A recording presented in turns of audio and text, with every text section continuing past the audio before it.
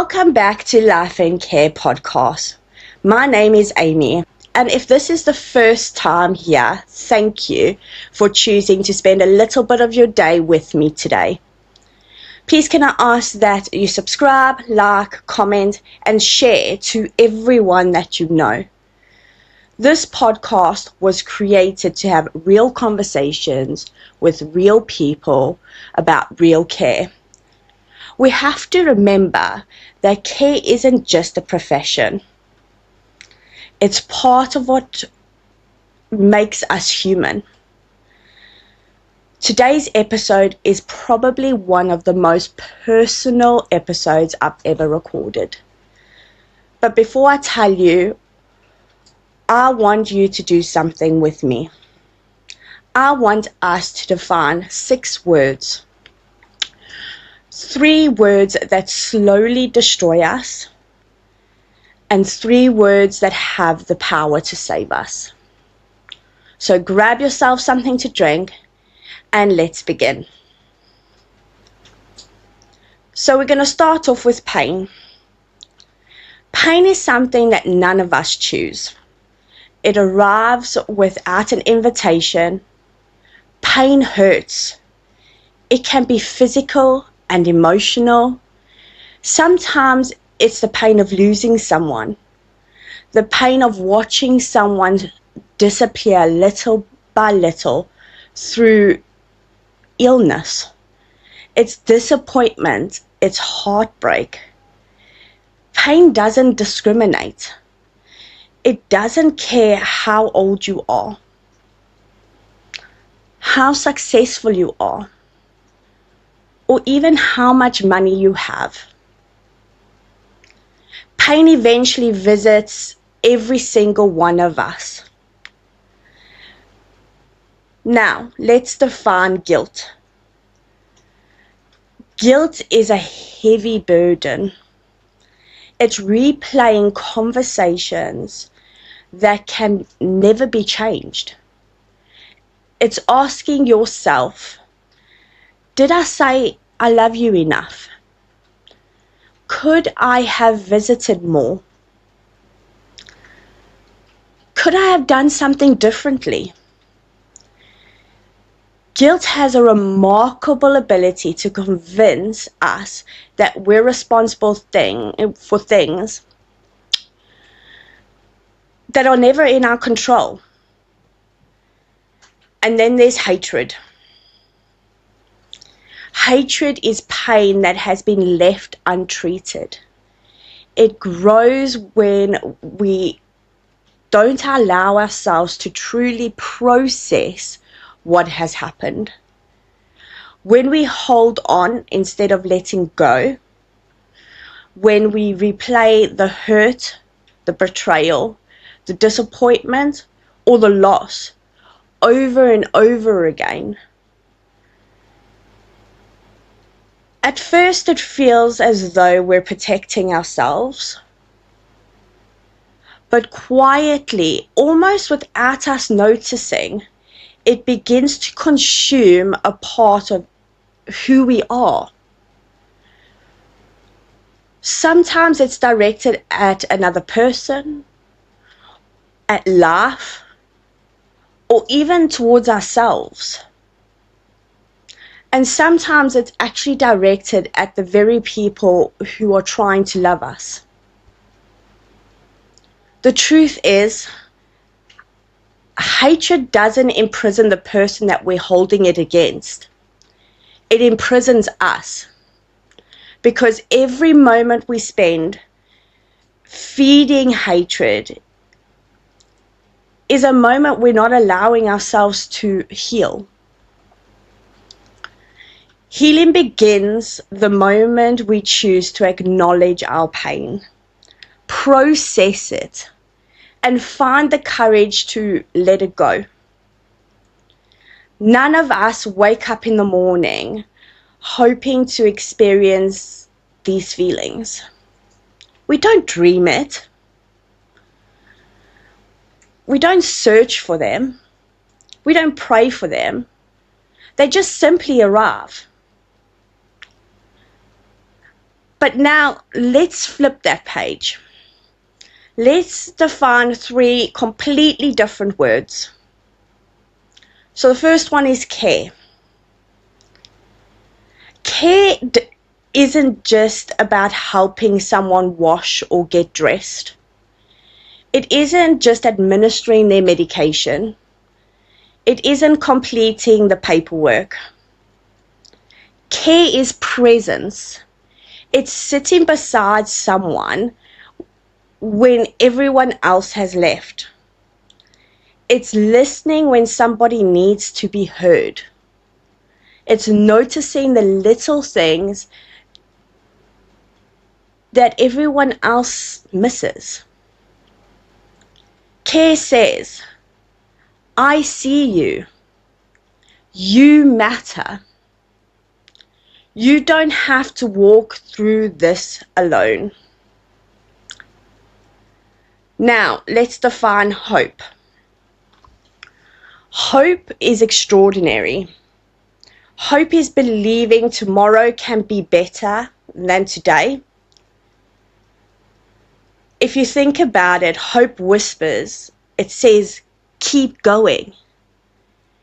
Even when every part of our body wants to stop.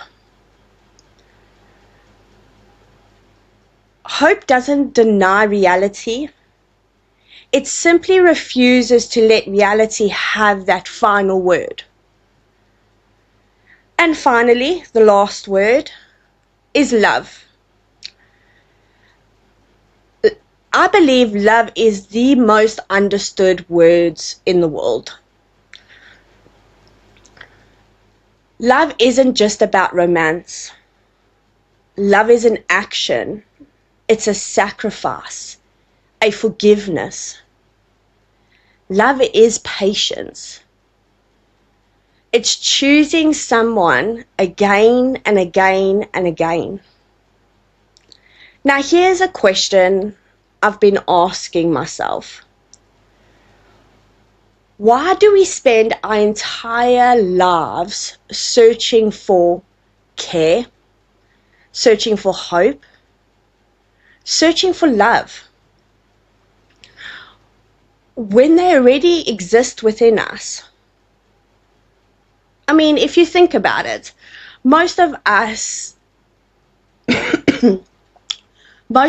enter this world knowing what it feels like to be cared for. As children, we dream without limits.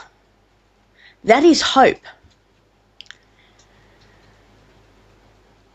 And before we understand the complexities of life, many of us know what it feels like to be loved. So somewhere along the way, what has changed? When did we stop believing we already possess the very thing that we spend our entire lives chasing? We look for love in songs, books, films, fairy tales, even on social media. We chase careers hoping that they would make us feel valued. We chase success believing it would make us feel complete. We buy bigger houses, new cars, expensive holidays, the latest phones, even the newest watch, always believing that the next achievement, the next purchase, or the next milestone will somehow fill the space inside us. But the things we long for the most, it can't be bought. You cannot buy genuine care. You can't order hope online. You can't purchase unconditional love. Those are gifts. And the incredible thing about those gifts is that they become even more valuable when they are shared. Care only becomes care when someone chooses to give it. Hope grows when it's passed from one person to another. And love becomes real, not because we receive it, but because we choose to live it. So why do we spend so much of our lives waiting for someone else to care for us? Waiting for someone else to give us hope. Waiting for someone to love us. Maybe we've been asking the wrong questions. Maybe instead of asking, who will give us these things to me, we should actually be asking, who can I give them to today?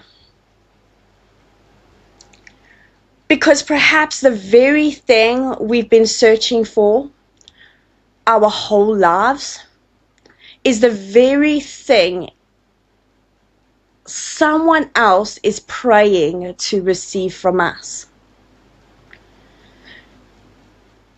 You know, something happened on Friday that's been replaying in my mind ever since. I was on a Teams meeting for work when I received news from someone I love unconditionally. The kind of news that actually stops you in your tracks. The kind of news that no one ever prepares for you to receive. I remember sitting there replaying those words and feeling completely overwhelmed. My mind couldn't quite process what I'd just been told. It replayed over and over in my head. Every word, every possibility, every unanswered question. Then later that evening, I was sitting there and I realized something that was difficult for me to admit. I had become so consumed in my own reaction that I hadn't actually stopped to ask the most important question. And that is, how are you feeling? How are you processing all of this? And that realization hit me hard. Because this is someone I love unconditionally. Yet in that moment, my actions didn't reflect what was actually in my heart. Not because I don't care, quite the opposite actually. It's because my mind did what it has learned to do over many years. It's tried to protect me. And that's when I started thinking about the word trauma. It's a word we hear so often, but I don't think we always stop to understand what the word trauma really means. Trauma isn't always one catastrophe event. Sometimes it is. Sometimes it's losing someone that you love. Sometimes it's watching someone you care about suffer. Sometimes it's heartbreak, disappointment, betrayal, or years of carrying burdens that were never yours to carry. Sometimes trauma is simply life happening over and over again until your mind quietly decides that it has to protect you at all costs. Without even realizing it, your brain tends to adapt. Not because it's trying to make your life easier or more difficult, but because it's trying to keep you safe. It starts scanning for danger before it even notices joy. It prepares you for disappointment before it allows you to have hope. It expects loss before it can actually embrace love. Not because that you're negative, you're weak, and it's not because that you're broken, but because somewhere along the line, your mind has learned that expecting the worst felt safer than being caught off guard. And that's exactly what happened to me on Friday. My first reaction wasn't compassion. It wasn't calm. It wasn't even understanding. It was survival. My mind completely tried to make sense of something that simply doesn't make sense. It shut down. Not because I didn't love that person, not because I didn't care, but because old wounds have a way of speaking before our hearts get the chance to.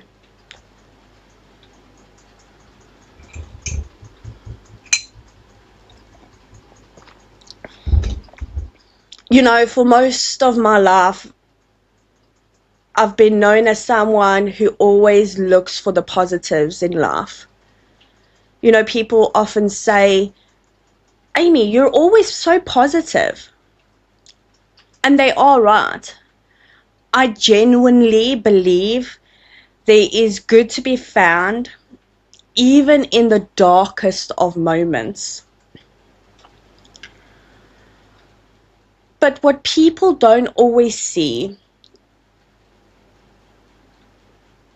is where it comes from. I didn't become positive because life was easy. I became positive because life taught me what negativity can do to a person. Not necessarily through my immediate family, but through experiences, loss, disappointment, and the many challenges that life has placed in front of me. Negativity can consume you if you let it. So I made a decision years ago that I would always look for hope, always look for the lessons, and always look for the light.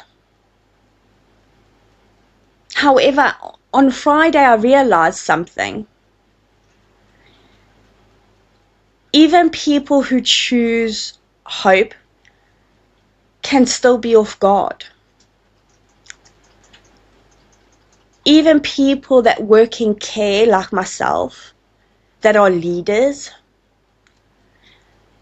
and even those of us that spend our lives supporting other people, we're still human. We are still learning. We're still healing. And healing isn't pretending that the past never happened. Healing is when the past is influencing the present. It's having the courage to say, I could have done that differently. I could have loved better in that moment. And it's not from a place of shame, but it's actually from a place of growth. Because trauma may explain our reactions, but it doesn't have to define them. It doesn't get to write the rest of our story. I also found myself thinking about my mum. I watched someone I loved with all my heart spend so much of her time worrying about everyone else. She carried burdens that weren't always hers. She put other people's needs before her own. She gave so much of herself that somewhere along the way, she forgot to care for herself too. Watching that changed me forever. It taught me something that took years to understand. We cannot control everything. We cannot protect the people that we love from every hardship. We cannot worry our way through a better tomorrow. No amount of fear can prevent that pain. No amount of overthinking can stop life from happening. All it does is rob us of today. That's why I've learned that sometimes we have to protect our own peace. Not because we're selfish, but because we can't keep pouring from an empty cup. We have to give ourselves permission to rest, permission to breathe, permission to admit that we're not okay, and that permission to ask for help. Because how can we truly care for others if we've forgotten how to care for ourselves? And that was my lesson on Friday. Not just to ask people how they're doing, but to sit down and truly listen, to be present, to remember that while I'm processing my own emotions, someone else may be carrying a burden that is far heavier than my own. Sometimes the greatest act of care isn't fixing that problem. It's not having all the right answers. It's simply saying, I am here. I'm listening. You don't have to carry this alone. If trauma has taught me something, it's this. Our past may shape us, but it doesn't have to define us.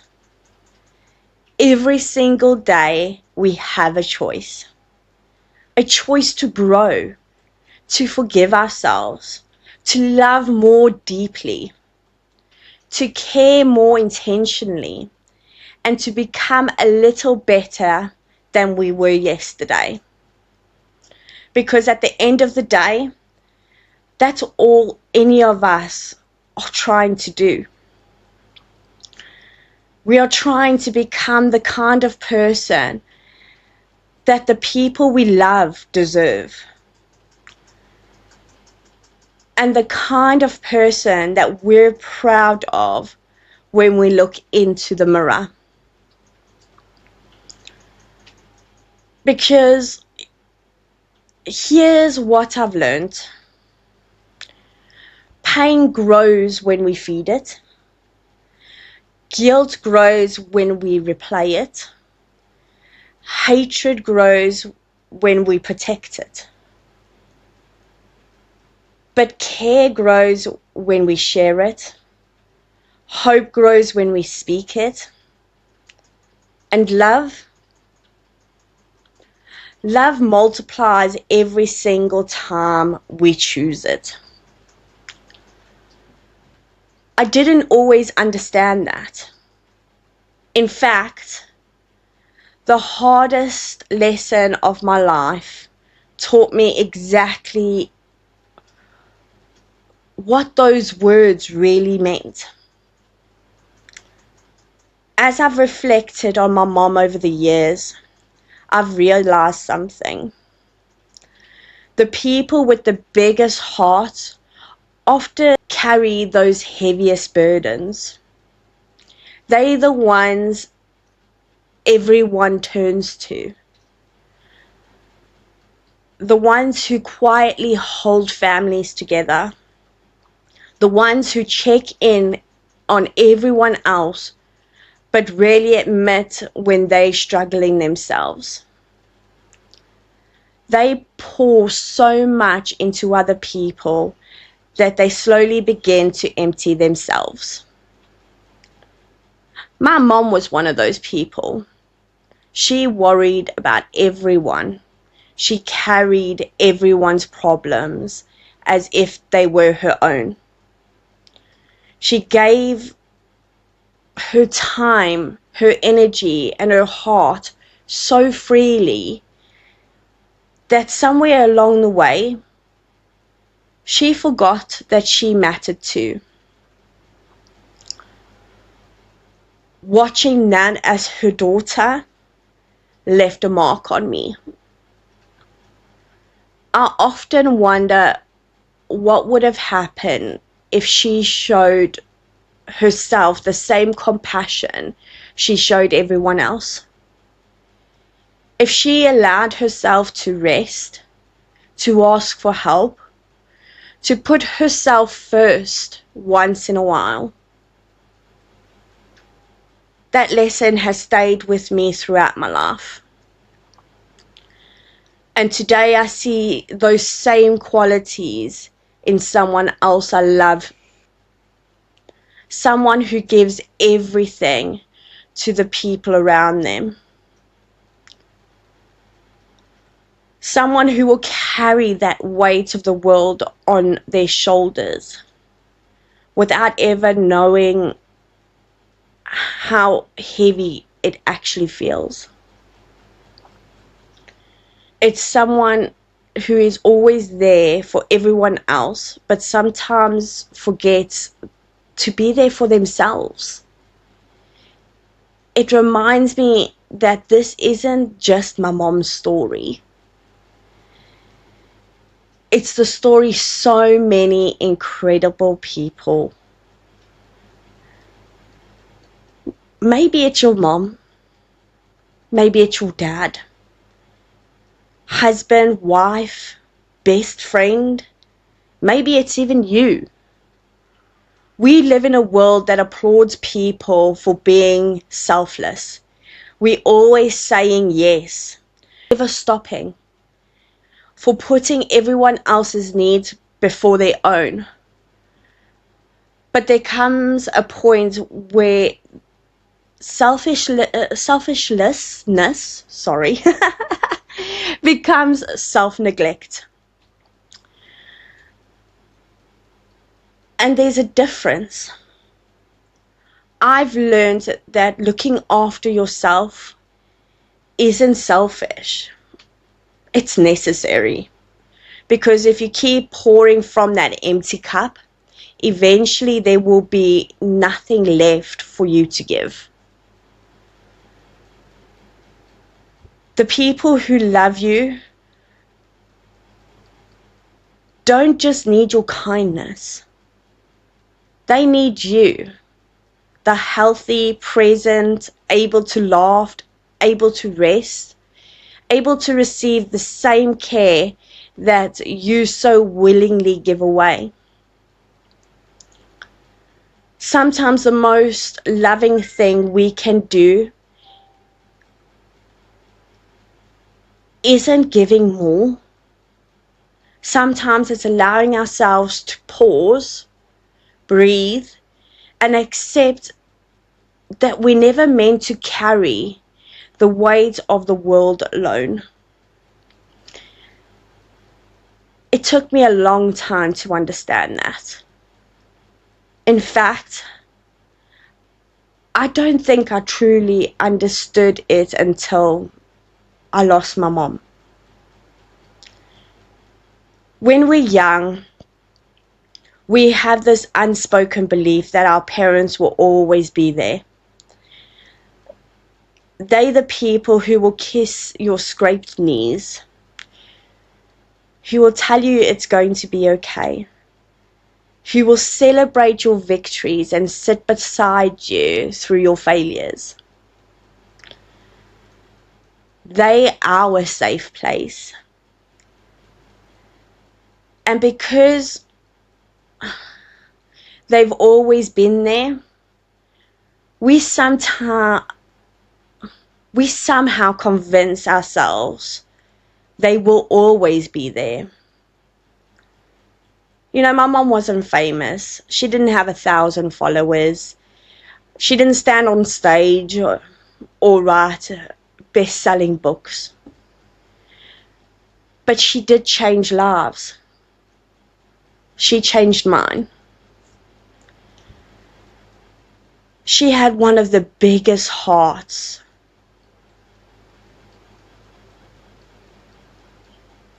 I've ever known. She loved deeply. She cared endlessly. She worried constantly. Looking back now, I realize she carried so much that nobody else ever saw. She was always thinking about someone else, always making sure everyone else was okay, always giving, always sacrificing, always putting herself at the bottom of the list. At the time, I admired her for that. Now, I understand it completely differently. Because I've seen what happens when someone spends their whole life carrying everyone else's burdens. Eventually, that weight becomes too much. The hardest part is that people like that rarely ask for help. Not because they don't need it, but because they're so used to being the strong ones. The one that everyone else depends on. And they keep quietly going. The older I've become, the more I've realized that some of the strongest people are actually the most fragile. And I don't mean that they're weak, but because they've spent so many years carrying loads that they were never meant to be carried. And then life changed.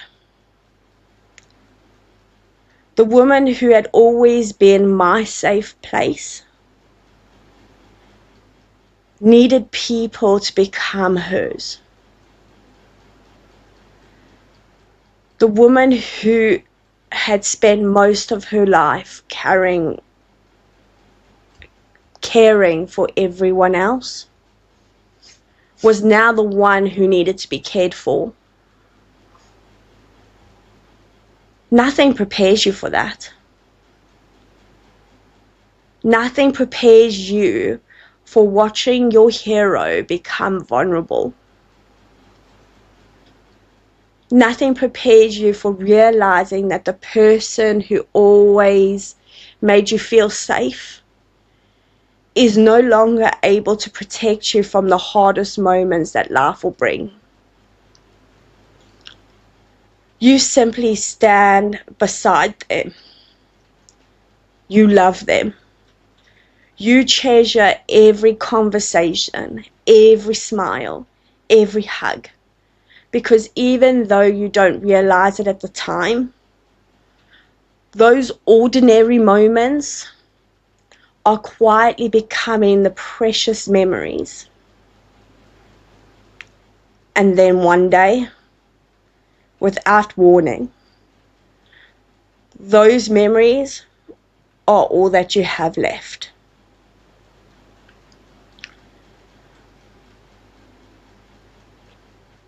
I made a video on Thursday, the 9th of July. Please take a look.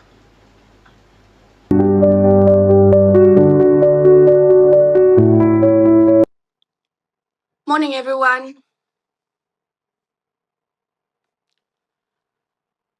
Today marks 8 years since I lost my beautiful mom to cancer. She was only 54. It's hard to believe it's been 8 years because, if I'm honest, I don't think my brain has fully comprehended or accepted that she's gone. A part of me, I still believe, lives in denial. I didn't just lose my mom, I lost my best friend, my biggest supporter. She was my pillar, my guide, the person that I went to and turned to for advice.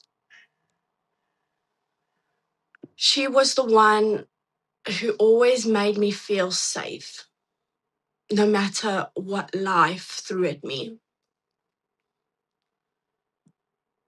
When she was first diagnosed, I found myself thinking about the little things she was going to miss. She wouldn't watch me get married. She wouldn't be standing by my side through life's biggest moments. She wouldn't get to know the people who have since become my family. It's those little things that break my heart. Even now, I catch myself asking, why?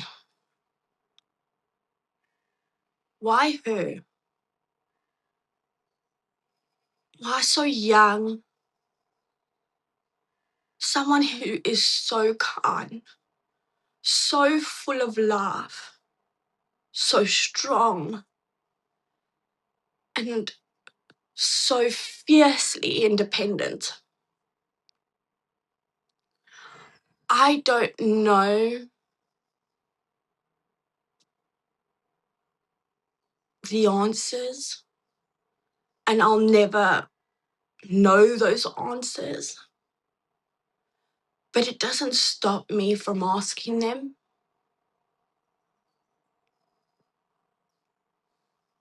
Mom, you made me the woman I am today. Everything I am building carries a piece of you.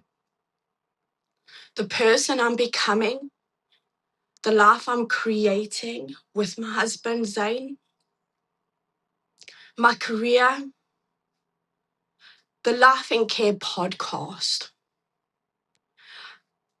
None of this would exist without you.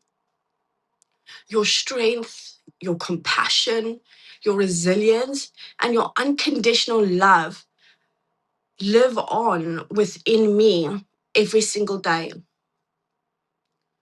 You are the biggest reason why I'm in care, and a huge part of why I started Life and Care podcast. Care isn't spoken enough about.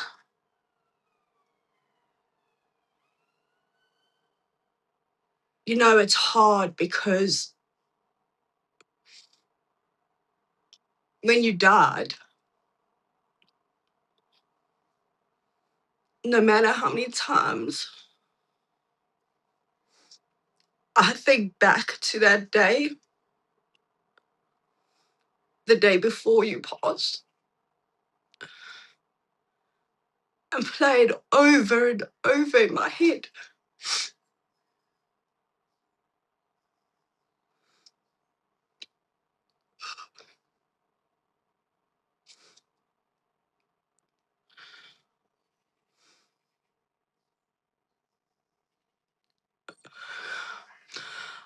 And I'm determined to change this, to get these raw stories out into the world.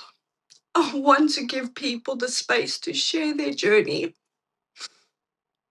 and to be vulnerable, because there is no judgment here. With Life in Care, it's a safe space to share your lived experience, to navigate that caring world, and to know above all that you are not alone. I hope that wherever you are, Mom, you're looking down on me, not just proud of everything I've achieved, but proud of the woman I've become and the beautiful people who now walk beside me. I hope you can see that the life I'm creating is because so much of it began with the love and the values you gave me.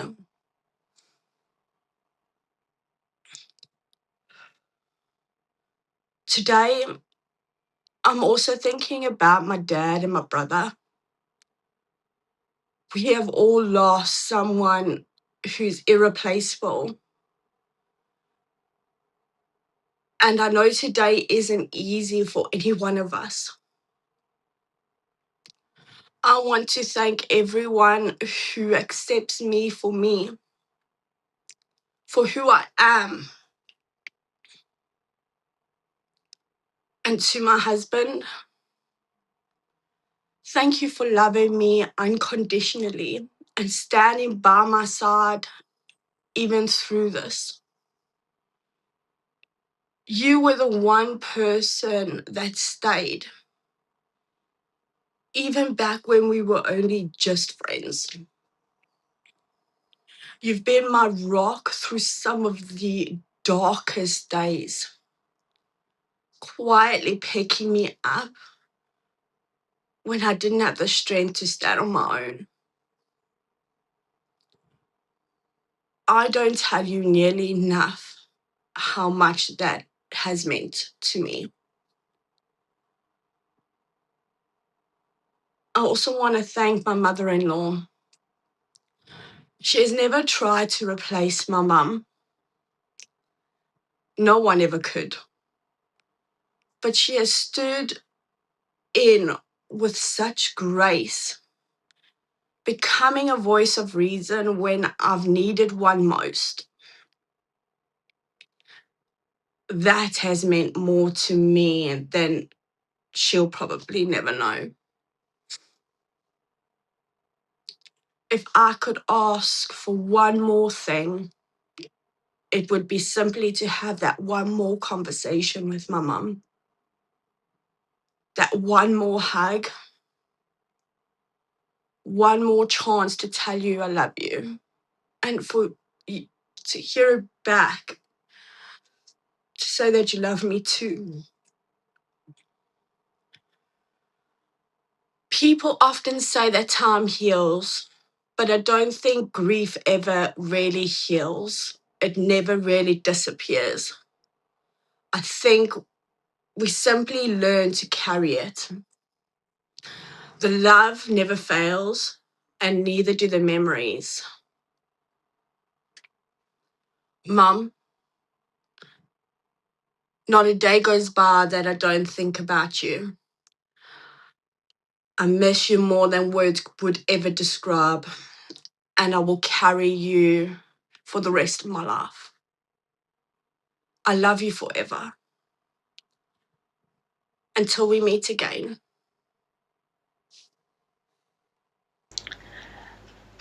Now that video reminded me of something. Grief isn't just about losing someone.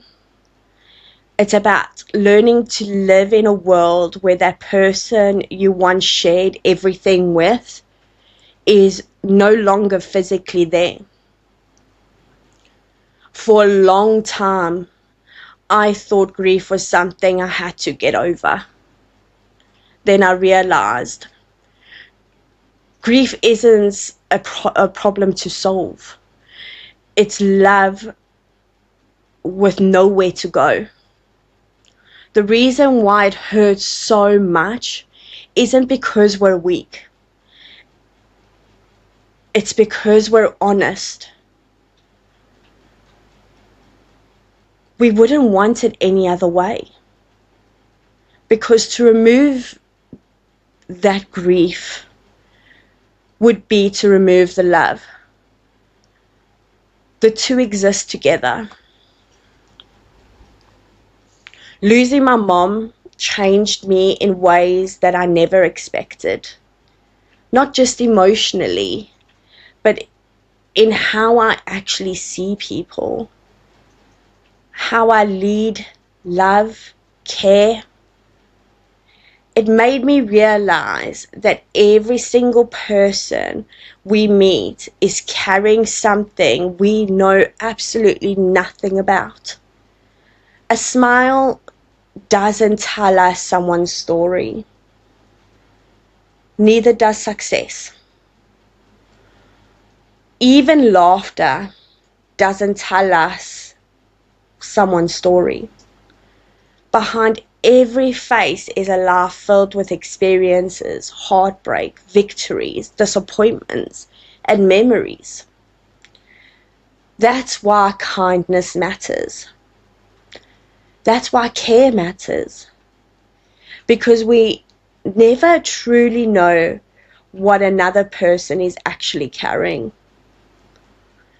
Working in care has taught me that every person has a story. But losing my mom taught me something even greater. Every story has an ending. We just never know when that ending will actually come. That isn't meant to frighten us in any way. It's meant to wake us up, to remind us that today is a gift, that the conversation that you've been putting off, the apology that you've been meaning to make, the hug that you've rushed, the I love you, you've assumed they already know. Those are the things that matter. They matter more than we realize. Because one day, those ordinary moments become priceless. And that's why this podcast exists. Not just to talk about care as a profession, but to remind us that care is something every single one of us has the ability to give. Whether you're caring for a client, partner, child, your parent, a friend, or even a stranger, care has the power to change lives. Sometimes without us ever knowing it. So where does that leave us? It brings us right back to where we started. Pain, guilt, hatred, care, hope, love. Every single one of us will experience that pain. They will feel the guilt at some point in our lives. Every single one of us will have moments where hatred or resentment tries to find a place in our hearts. We don't get to choose whether those emotions visit us, but we do get to choose whether they stay. We get to choose whether pain makes us bitter or better, whether guilt teaches us or traps us, whether hatred consumes us or whether we find the courage to let it go.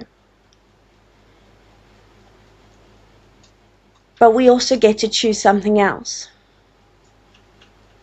We get to choose care, hope, love.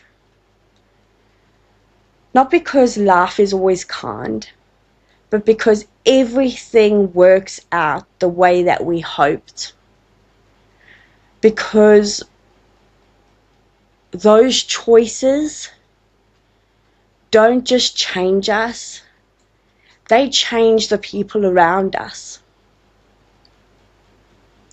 If you're listening to this today and you're fortunate enough to still have your mom, give her a call.